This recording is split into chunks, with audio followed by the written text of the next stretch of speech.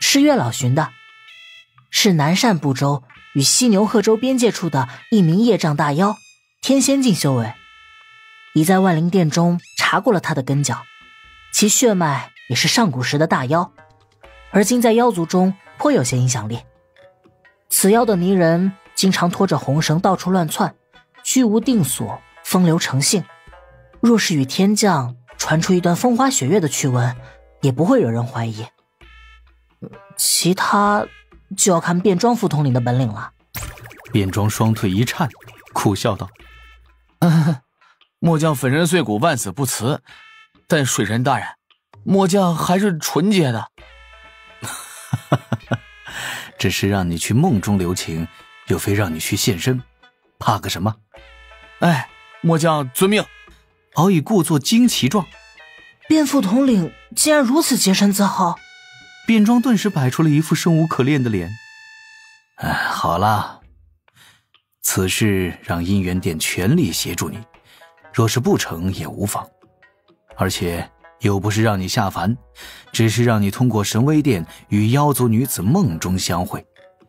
须记得，我们是要通过此事对外宣扬天庭并非天道控制的木偶，天降也有真情实感，也是血肉生灵，也不是要你真的跟那个妖族女子相好，尤其还是一只业障大妖啊。末将明白。变装朗声回答，随后又愁眉苦脸的。我的情缘原初体验，难道就要……李长寿忽而皱眉。你们先稍等一下，我在旁处有事。言罢，闭目凝神，一动不动。小琼峰，李长寿走出丹房，看着黑池峰上飘起了少许极光，立刻用这一句本体指导人驾云赶了过去。到了黑池峰，入了大阵中，却见白泽化作本体在水潭旁趴着，额头3枚彩色长羽光芒闪烁，身周环绕着一缕缕七彩仙光。水神，白泽身周仙光更为闪耀，化作人形向前做了一个倒衣。白先生喊我前来，可是有什么要事？白泽正色道。对水神来说并非什么大事，只是刚才贫道感悟天机时突然有所感应，有凶祸现于北周偏北，怕是妖族要对北周巫族出手啊，逼迫天庭出兵驰援，从而与天庭正面交手了。李长寿做了一个倒衣，正色道：多谢先生提醒。水神可是早有这般推断，如此倒是贫道多虑了。不，我并未有这般推断。而且说实话，我修道日浅，境界也并未达到先生这般。说起推算之法，我也只是刚刚入门，推算不出太多身外之事。今后若有这般情形，还请先生及时告知我一声。那水神此前如何介于天道大事，又如何与西方相抗，做出了这般多的决断？无他，多做一些准备，把各类情形都考虑清楚罢了。此事先生也不必多挂念。妖族发讨天喜文时，我已暗中知会北周巫族，他们已经做好了应对的准备，不会被妖族打一个措手不及。白泽对李长寿做了一个道揖，赞叹道：了解水神越多，贫道越是钦佩。水神，如今玉帝王母不在天庭，道门高手或许不会干涉巫妖之争，若水神需出手相助，还请及时与贫道相商啊。李长寿点头答应一声，与白泽做了一个道揖。先回去安排北周战事了。随后驾云离了黑池。心神回归天庭，李长寿让敖乙变装先放下此前那一点小事，整备天河水军、填充仙豆等资源，变装差点就喜极而泣了。而后李长寿的心神之力推到最大，心底出现了一个窗口，北周巫族聚集之地，北周边界妖族汇聚之地，尽在他指导人仙石网络的笼罩中。正如李长寿所说，巫族早已经躲入了避难之地，此前巫族有部分战巫去骚扰妖族，也是他授意。东海海眼的悲剧，李长寿自是要避免再次上演。但那些妖族之地好安静啊，各处的高手妖兵毫无调动的痕迹。不过白泽给了示警，且攻打北部巫族，对于妖族来说也是一步好棋，此事发生的概率极高。李长寿静静地等待着，结果一连几日妖族丝毫没有什么反应。李长寿心下纳闷，还是留下了大半心神监察妖族之地，小半心神用在处理各种日常的事务。心神之力不够，只是办事效率较低。李长寿凡事稳着来，也不会出什么乱子。然而李长寿也没想到的是，他这一等就是足足半年。半年中，灵珠子与水神府天将打过几次照面，但是每次都因为灵珠子太过腼腆，除却切磋斗法，就只是看天将在那儿玩闹，根本就融不进去。此事确实不能够操之过急，当徐徐图之。天庭也做好了足够的应战准备，数十万精锐天兵带着100万仙斗，随时可以支援北周。当李长寿开始怀疑白泽对灾祸的定义是不是有些问题，一缕熟悉的气息出现在了妖族之地。文静。李长寿先识如网，立刻循着这一股气息探查，很快就看到了3道有些模糊的身影，在地下进入了几层妖族布置的大阵。文静会主动显露这一缕气息，其实是他们之前定下的一种暗号。为了保护己方卧底，此时文静道人与他尚不能够直接联系，而这一缕气息就足以证明文静道人的立场并未发生变化。这3道身影，文静道人居左，一名有着银白色长发，握着一把长剑的少女居右，居中的却是一名戴着斗篷的高瘦身影。李长寿掐指推算，确定自己并未见过这名道者。西方那边又要搞事情了。该不会是西方来找陆压献策，提供帮助，给陆压道人和妖族指点一条明路，进攻巫族，逼天兵天将下凡开战？若真如此，那白泽这趋吉避凶的神通简直过分了。天庭忌惮的就是妖族如今还保存了不凡的实力，殿下万万不得与那西方灵山联手啊！空旷的大殿，高台宝座上，化作老道模样的陆压道人单手撑着额头，心底回想着白泽当日的告诫，莫名的有些烦躁。高台侧旁10多名老妖静静坐着，他们此刻大多都带着一些震惊兴奋之感，只因听到了高台下方那名破衣老道的侃侃而谈。太子殿下，而今只需出少量兵马威压北周巫族，自可让天庭失措。天庭如今想收编地府，绝不会对北周巫族视若无睹。到时只需大军从后赶至，合围战局，自可将天庭打痛。贫道也知，太子殿下并不想与天庭全面开战，只是在等待这般机会，让天庭之南与太子殿下和谈。贫道今日前来，也并非是为了让太子殿下与天庭彻底宣战。天庭背托天道，何该大兴？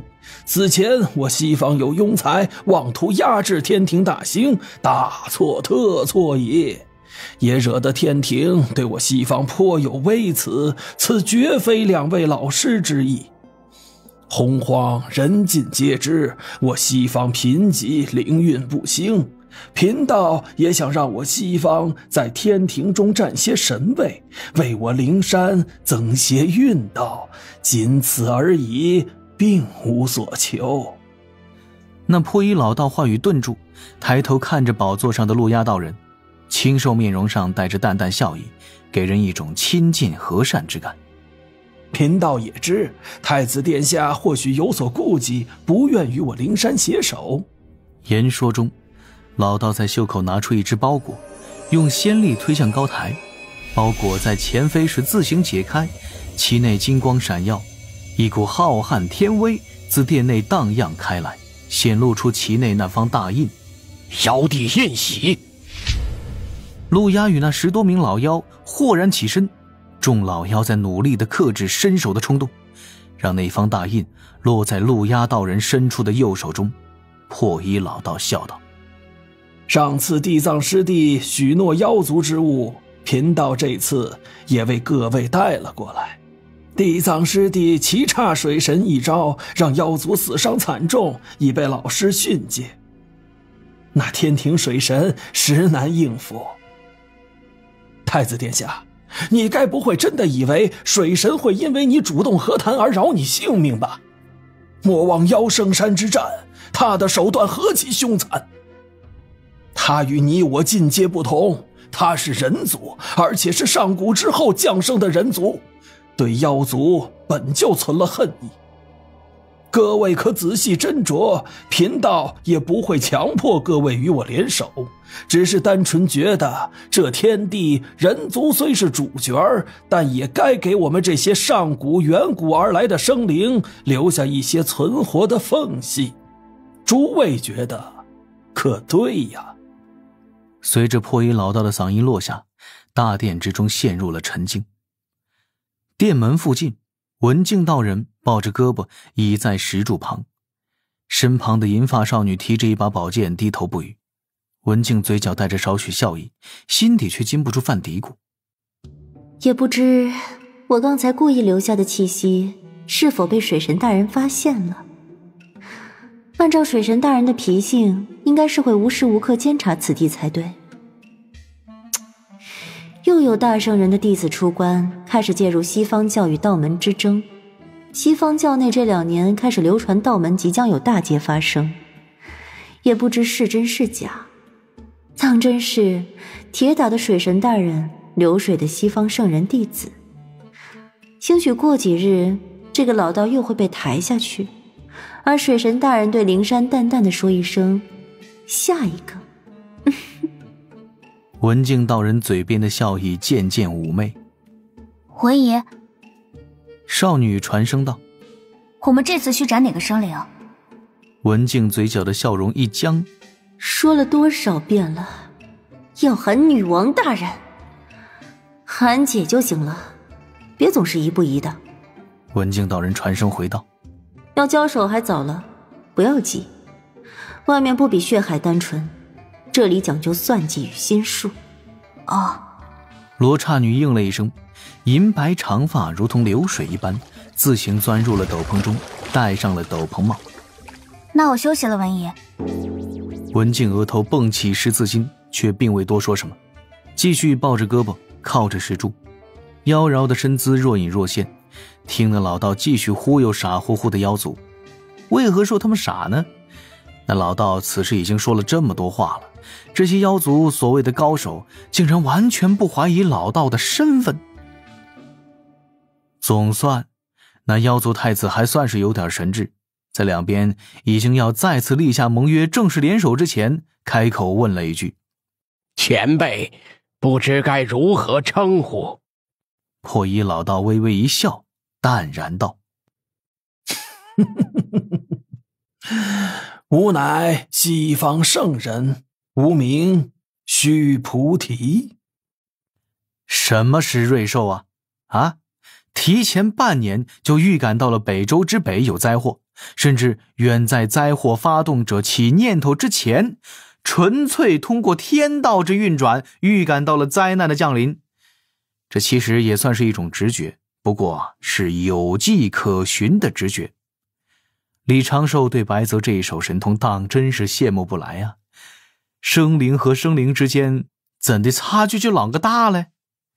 白泽的这般神通用在他自身身上，就是能够及时躲避灾祸，感觉不妙就及时溜号。而今帮李长寿这个水神打辅助，却能够发挥出奇效。天庭提前半年做好应对，北周巫族在妖族还没有做出任何动作时，已经是得到了李长寿的示警，并按照李长寿给的防御方案完成了初步布置。接下来就是等妖族前来送饭了。文静与那一名陌生的灵山高手银发少女，在妖族之地现踪的第3日，妖族数百妖王齐聚一座不重要的峰头。罗崖道人并未现身，但是妖族10数名上古名宿齐齐登场，让妖族上下热血沸腾，一扫此前被天庭搞心态造成的颓势。